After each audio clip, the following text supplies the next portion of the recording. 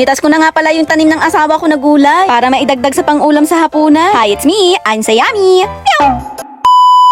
So hi guys, good evening. Gabi na nga po pala. And yes, as you can see, medyo maliwanag pa naman kitang-kita. At dito nga ngayong araw nga pala ay meron tayong pipitasin gulay. Ang haba, ang gaganda ba yan ng tanim ng asawa ko? Ba, may panggulay na. Tausi! May maliliit pa. Ito, maliliit pa yung iba. May malalaki na. Oh. Gulay yan. Okay, magpipitas tayo ng gulay. Ayaw papitasin ng asawa ko yung pinakamalaki. Hindi ko alam kung bakit. Di wow. Sa dalawa. Ay, may guyam. So, ayun, nakakuha na tayo ng konti lang. 2, 4, 5, tapos konti lang bigwit. Pero mataba-taba, okay na din yan. Oh yes. Bigwit? Bigwit yan. Isasahog natin sa hipon. Magluluto. Yung asawa ko na gusto kong flavor ng hipon na parang, basta iba yung sauce niya. Sabi ko, ito yung lutuin ng asawa ko, hipon. Kaso pinapanit. Kaya naman nagkuha ako nitong sitaw. Gusto ko isama para may gulay. Sarap magluto ng asawa ko pag hipon. Tapos medyo maanghang-anghang. Hugasan naman. Tapos, hihimay-himayin natin siya. Ang normal lang. Like this, ganito lang kahaba.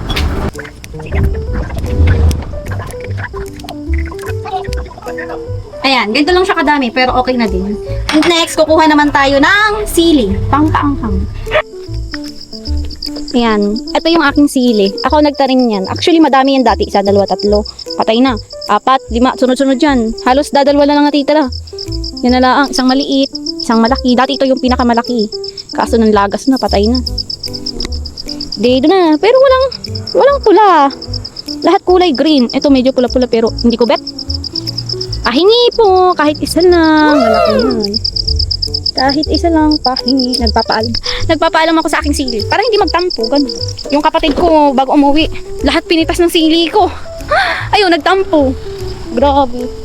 Pag ganun pala daw, pag pinipitas lahat ng bunga, nagtatampo. Kailangan magtitira ka na kahit kaunti. Oh yes. Yun lang alam ko. So, ito yung siling green. Dito ka na lang. Kasi pag kamala na, di good luck. So, ayan. Hinugasan ko na din. At malambot na siya. Yan, ganito na siya kalambot mga bi.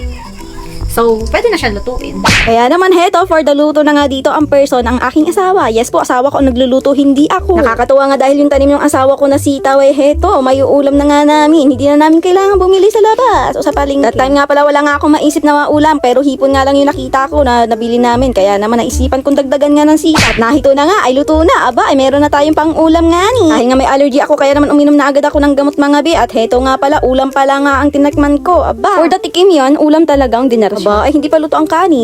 Boring nga kung iisa lang ang ulam naman namin mga bi. Kaya naman heto, nagdagdag nga pala ako takoy magluluto dito ng piniritong itlog man laang. Ewan ko, hindi naman ako mahilig sa pritong itlog pero parang nag-crave ako ngayon. Kung inyo nga palang mapapansin, gumamit nga pala ako ng napakaliit na tasa para laang hindi masira. Kung nakita nyo nga sa unang video, aba ay wasak yung itlog na kulay dilaw. Ay egg yolk pala tawag. Ganyan nga po pala mga bi ang aking technique. Yes, ganyan po ako magluto mga bi. Ang gusto ko baga sa pagkakaluto ng pritong itlog, yung egg yolk mismo is medyo malasado. Perfect. Sa wakas nga pala, natapos na din tayo kung magluto ng itlog at heto nga, makakakain na to. At yan nga po pala ang aming hapunan. Simple lang pero masarap. Aba ay kain. Yung hapunan namin parang pang breakfast lang.